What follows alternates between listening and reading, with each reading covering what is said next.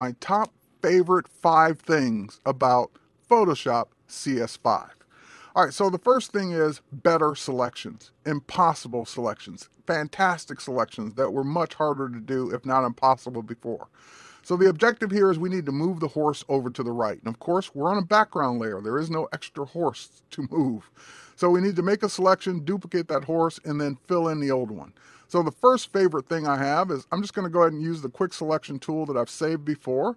We'll just grab a quick selection of the horse. Now I'm missing part of the tail, missing part of the mane, and even if I weren't missing those things, the quick select tool was never designed for both hard and soft edges. However, using the new Refine Edge command, I can now go in and turn on the brand new edge detection algorithms inside of this feature that will do a better job of detecting the edges and going out further, but I was just bad in my selection to begin with. I missed quite a bit. So I'm going to use the new Refine tool that will allow me to refine this edge even better, to pick up those things that I missed and to do a better job. So it will go ahead just like magic. And oh my God, this is going to be so great in all of the things I do as a photographer and designer going forward.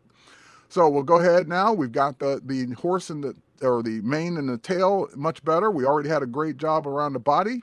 So now we'll just go ahead and click OK. As a matter of fact, we can actually output that onto a new layer right from this selection. So we get our new layer of the horse, great, but we have the problem of the old horse that we need to get rid of. So how do we do that? Let's go ahead and talk about the second thing that I like about CS5 Photoshop, and that is we'll grab another quick selection. This one was done with the lasso tool. And as you can see, it's really quick around the horse, grabbing some of the background. And now we'll just hit the delete key. When I hit the delete key, that brings up a new option. Instead of filling it with just white or the background color, it fills it with, or allows me to fill it with content aware, meaning it will go in and calculate what would have been there had the horse never been there and fill it in accordingly. Amazing, amazing technology that's going to save me time from here on out. Now we can turn back on our new horse, we can grab our move tool, and we can just simply move him over. Now, we're not done with the horse yet. I'm going to show you my third thing on the horse, but before we leave content aware fill, let me show you some other areas that I'm going to be excited to use it in. In my retouching, for example, we want to get rid of this cable out of the photograph. Well, typically I might use something like the healing brush, and if I do it the old CS4 way of doing this, I would grab the healing brush and I would just go ahead and start painting that line or that cable out. But the thing about the healing brush or healing technology in CS4 is when it crossed areas that were different contrast and corners, it kind of left a blur behind. And I'd have to now go in and clone and fix all that stuff. So let's go ahead and undo that. Using the same tool, we'll turn on the new content aware option for that tool. And with that option turned on, we can now go ahead and do the same exact motion with the same exact tool. Missing that little corner a little bit there. And now when we let go, it calculates it and figures it out with the content aware options. Amazing technology that's just going to make all my retouching jobs so much easier, so much more fun than ever before. I'm just getting a little carried away there, but you get the idea. So retouching with content aware fill inside the healing brush is going to be phenomenal. All right, next, let's switch over to this image. And this image, this is a typical panorama. And the problem is normally, because I didn't shoot it on a tripod and I just kind of went crazy here, I'd have to now crop off at least about 30% of my image or 40% of my image to get what's left over. However, not anymore. I can grab my magic wand tool. And with the magic wand tool, we'll just go ahead and hold down our shift key and select the areas that would have had to disappear. And now I'll just do the same thing. I'll hit the delete key, bring up content aware fill. It will figure out, based on the photo that's there, what it should fill in those areas. This is just phenomenal. I love this. And yeah, I might have to fix this one little line here, but we've already seen we can do that pretty easily with the healing brush set on content aware. We'll just go ahead and paint that one line out. And we're there. Okay, a little bit more there. Got it. All right, so content-aware fill is going to be phenomenal. Now let's get back to the horse. Let's do our third thing, and our third thing is going to be the new puppet warp. We'll go up to the edit menu. We'll choose puppet warp. Oh, not content-aware fill.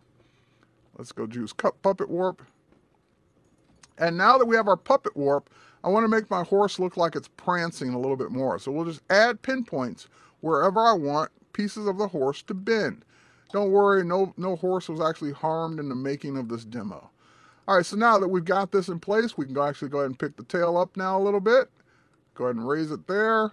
We're basically warping this object without having to do all the cloning and all the moving and all the things that we'd have to do before to get that effect. So just a quick use of the puppet warp to bend objects inside of a photograph.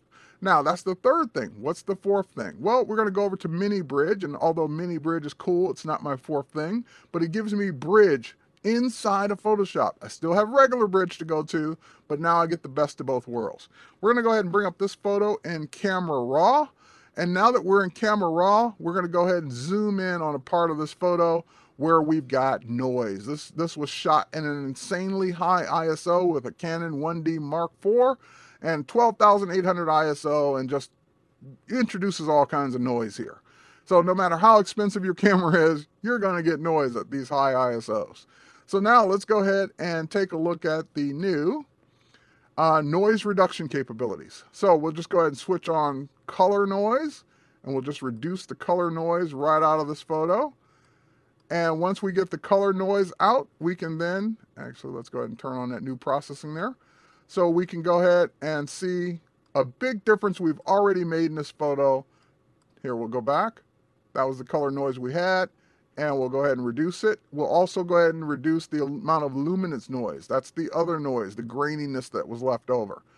And just an amazing job keeping detail, keeping this photo intact. And of course, what people usually like to see is a before and after, because you get used to good really quick. So now if I turn off preview, this is what we had, and this is what we now have. So Camera Raw, love it. Can't wait to use that even on some of my older photos. All right, so what's the last thing? And that is around HDR. So let's go ahead and select, get out of this. Let's go ahead and switch over to HDR. And of course, we can grab multiple photos, and we can now process them to HDR Pro inside of Photoshop CS5. So that will go ahead and process all of those images into an HDR composite. It will align them and give me my final result in the new HDR dialog box. Now I've got 8 exposures here. These 8 exposures, I can now choose any one of my presets. So I want this to look more saturated. I can of course go in and manually control all of this. I noticed some ghosting right here on this cable that was probably blowing in the wind. We even have a remove ghost feature that will take care of that for me.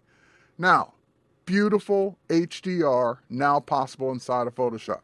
All right, so last but not least, what if you didn't shoot for HDR? What can you do? Well, I've got this one photo, this single exposure. We'll go ahead and do that, and we'll just go up to our image menu, and we'll go to adjustments. We'll come down to HDR toning, and this will allow me to simulate those cool effects that you would get with HDR without having to have the multiple exposures. Now, granted, it's not true HDR, but I can go ahead and get that really sharp look on regular photos with simple sliders. That's my time. Thanks for watching my 5 favorite things about Photoshop CS5. There's a ton more. You'll see it on my Creative Suite podcast as we go through the next 18 to 24 months. But I just wanted to quickly give you a look at what I really love about Photoshop CS5. Thanks for watching.